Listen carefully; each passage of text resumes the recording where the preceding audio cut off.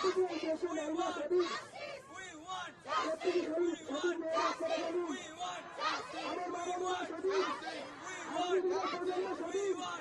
আর কতদিন একের পর এক মায়ের জল খালি হবে? ওকে, আমরা পুলিশ প্রশাসনের সাথেও একটু পাশে থাকতে চাই। তারা অসম্ভব আমাদের পাশে থেকেছেন। দেখুন, বহু মানুষের অসুবিধাও হচ্ছে, তাই আমরা আমাদের আইন লাগানোর দিক ছিল, আমরা এসেও গেছি।